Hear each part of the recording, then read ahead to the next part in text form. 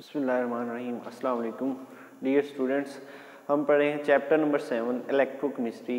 उसके अंदर हमने सीखा है कि इलेक्ट्रोकेमिस्ट्री के अंदर किस तरह जो केमिकल रिएक्शंस हैं वो कैरी आउट होते हैं, और हमने सीखा है अभी तक ऑक्सीडेशन रिडक्शन रिएक्शंस के किस तरह हो तो ऑक्सीडेशन कहलाता है और क्या हो तो रिडक्शन कहलाता है, with respect to oxygen and hydrogen and with respect to addition और रिमूवल ऑफ इलेक्ट्रॉन्स। तो आज हम पढ़ने जा रहे हैं ऑक्सीडेशन स्टेट और उसके रूल्स।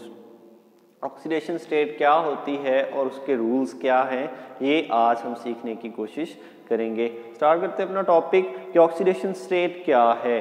तो पहले इसकी डेफिनेशन है कि ये क्या होता है जी, एपरेंट चार्ज होता है, apparent charge on an atom. किसी भी एटम के ऊपर जो एपरेंट चार्ज है उसको हम कहते होते हैं ऑक्सीडेशन स्टेट। मिसाल के तौर पर अगर हम HCl की बात करें, HCl, इसमें H की ऑक्सीडेशन स्टेट है +1 और Cl की ऑक्सीडेशन स्टेट है -1।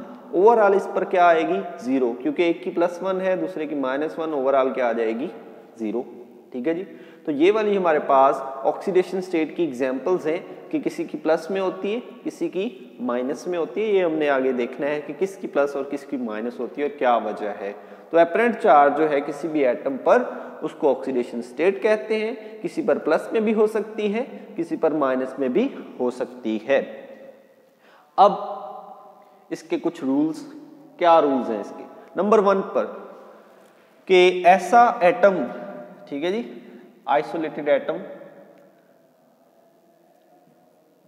कोई भी आइसोलेटेड एटम जो है मतलब उसने किसी के साथ बॉन्ड नहीं बनाया हुआ, तो हैज, इसकी कितनी होती है, 0 ऑक्सीडेशन स्टेट। ठीक है जी।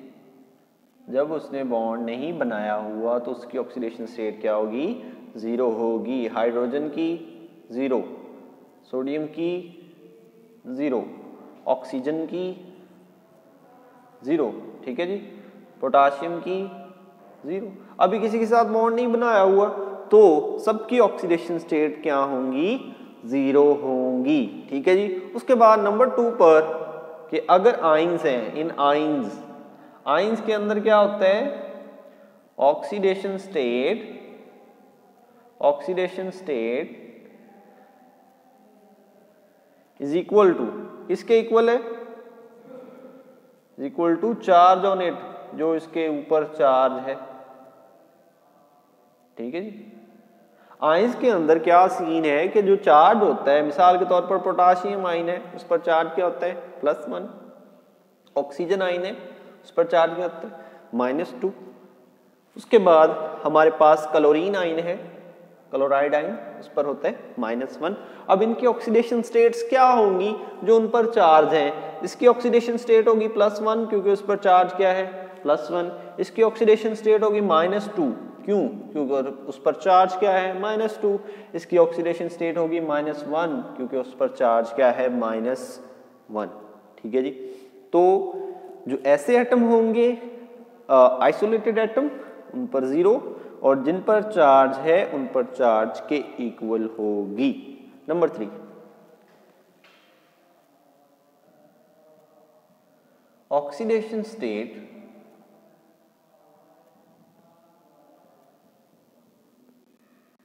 ऑफ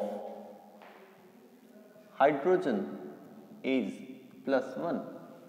हाइड्रोजन की ऑक्सीडेशन स्टेट क्या होती है, हमेशा +1, बट लेकिन इन मेटल हाइड्राइड मतलब सोडियम हाइड्राइड, कैल्शियम हाइड्राइड, इस तरह के जो होंगे इट इज -1। ज्यादातर मॉलिक्यूल्स में हाइड्रोजन की जो होती है ऑक्सीडेशन स्टेट वो +1 होती है, लेकिन जो मेटल हाइड्राइड्स हैं वहां पर उसकी ऑक्सीडेशन स्टेट जो है वो -1 होती है। अभी हमने जो पहली एग्जांपल दी थी HCl, यहाँ पर H की ऑक्सीडेशन स्टेट क्या थी, 1 थी, और ये जो साथ मैंने दी है सोडियम हाइड्राइड, यहाँ पर H की ऑक्सीडेशन स्टेट -1 है। ठीक है जी, यहाँ पर +1 है, यहाँ पर -1 है। ज्यादातर में +1 ही होती है, लेकिन कुछ 1-2 में -1 भी होती है। Number 4, oxidation state of oxygen is -2। Oxygen की ऑक्सीडेशन स्टेट ज्यादातर मॉलिक्यूल्स में -2 होती है, बट कुछ ऐसे मॉलिक्यूल्स भी होंगे जहां पर इसकी +1 है। ये वाला जो वाटर है, यहाँ पर ऑक्सीजन की ऑक्सीडेशन स्टेट है -2, क्योंकि हाइड्रोजन की होती है +1, तो ये 2 है तो +2 हो जाएगा, और यहाँ पर इसका -2 है। ठीक है, इसलिए ओवरऑल 0 है। उसके बाद अगर OF2 में देखें तो यहाँ पर ऑक्सीजन की ऑक्सीडेशन स्टेट होती है जी +1। ठीक है जी, कुछ कंपाउंड्स में ऑक्सीजन की ऑक्सीडेशन स्टेट +1 भी होती है, ज्यादातर में -2 होती है। Number 5, overall oxidation state of molecule is 0।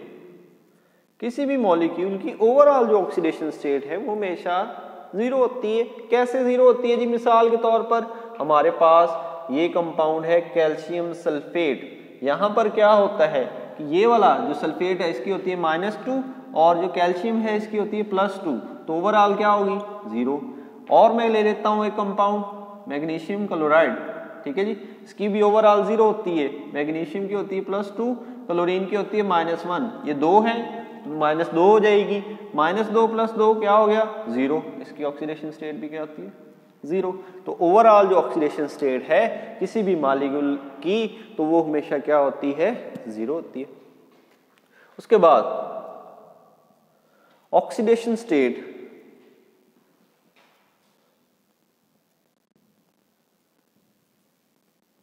Of molecular ion. Molecular ion जो है होगा इज अलजेब्रिक सम। वो क्या होती है? अलजेब्रिक सम होती है of oxidation states. Oxidation states. अगर हम पूरे एक मॉलिक्यूल की ऑक्सीडेशन स्टेट लिख रहे हैं, जैसे कि मैं लिख रहा हूं जी SO4, इसकी है -2। मुझे कैसे पता चला -2 है? ठीक है जी, कैसे पता चलता है मुझे कि ये जो है O, इसकी क्या होती है? -2। ये तो हमने देख लिया कि O की क्या होती है? -2। 4 O है तो इसे किससे ज़रब दे देंगे? 4 के साथ। ये टोटल कितनी बन जाएगी? -8। ऑक्सीजन 4 हैं, इस वजह से एक का तो -2 होता है, 4 ऑक्सीजन की कितनी हो जाएगी? -8। जो सल्फर है इसकी ऑक्सीडेशन स्टेट होती है +6। अब इसकी टोटल कितनी है? -8, इसकी है +6। दोनों को जमा करेंगे, -8 + 6 कितना जवाब आएगा? -2। इसीलिए उसके ऊपर लिखा होता है -2। इस -2 का ये मतलब नहीं है कि ये सिर्फ ऑक्सीजन की है। इस -2 का मतलब है ये सल्फर और 4 ऑक्सीजन्स को मिलाकर ऑक्सीडेशन स्टेट है। ये एक मॉलिक्यूलर आयन है, तो इस सब को मिलाकर जो ऑक्सीडेशन स्टेट बन रही है वो -2 है। कैसे? क्योंकि ऑक्सीजन की ऑक्सीडेशन स्टेट कितनी होती है? -2। 4 ऑक्सीजन एटम है तो 4 से ज़रब देंगे, -8 बन रही है। और सल्फर की कितनी है? +6। तो ओवरऑल हम निकालेंगे, दोनों को सम करेंगे, वो निकलेगी -2। उसके बाद लास्ट पॉइंट है हमारा रूल्स का, तो कहता है कि डिफरेंट ग्रुप्स की ऑक्सीडेशन स्टेट डिफरेंट होती है। अगर हम ग्रुप नंबर 1 की बात करें, ग्रुप नंबर 1 उसकी ऑक्सीडेशन स्टेट +1 होती है ज्यादातर। ग्रुप नंबर 2 की होती है +2, और ग्रुप नंबर 13 की होती है +3। ठीक है जी, तो इस तरह जो है हमारे रूल्स वो सम अप होते हैं कि ऑक्सीडेशन स्टेट क्या है हमारे पास, ये एपरेंट चार्ज है किसी भी एटम के ऊपर, किसी भी आयन के ऊपर। ऐसे एटम्स जिन्होंने बॉन्ड नहीं बनाया, आइसोलेटेड हैं, उनकी ऑक्सीडेशन स्टेट हमेशा 0 होती है। ऐसे आयन्स जिन पर प्लस या नेगेटिव चार्ज होता है, केटाइंस हो या एनाइंस हो, +1 हो, -1 हो, +2 हो, -2 हो, तो उनकी ऑक्सीडेशन स्टेट उन पर मौजूद चार्ज के इक्वल होती है। +1 चार्ज है, +1 ऑक्सीडेशन स्टेट, -2 चार्ज है, -2 ऑक्सीडेशन स्टेट। उसके बाद हमने बात की है कि हाइड्रोजन जो है उसकी ज़्यादातर तो +1 होती है, लेकिन जब मेटल के साथ हाइड्रोजन हो, मेटल हाइड्राइड हो, सोडियम हाइड्राइड हो, कैल्शियम हाइड्राइड हो, पोटाशियम हाइड्राइड हो, तो ये वाले जो हैं हमारे पास, इनमें उसकी -1 होती है। ऑक्सीजन की पानी के अंदर तो -2 है, लेकिन जब इसे फ्लोरीन के साथ करवाया जाता है तब इसकी क्या बन जाती है, +1 बन जाती है। ओवरऑल जो है वो क्या होता है, अलजेब्रिक सम, और वो क्या होता है, 0। ये वाला कैल्शियम सल्फेट में कैल्शियम पे 2 है, सल्फेट में -2 है, तो ओवरऑल क्या आ जाता है, 0। और ऑक्सीडेशन स्टेट मॉलिक्यूलर आयंस की क्या होती है, अलजेब्रिक सम होती है सब ऑक्सीडेशन स्टेट्स का।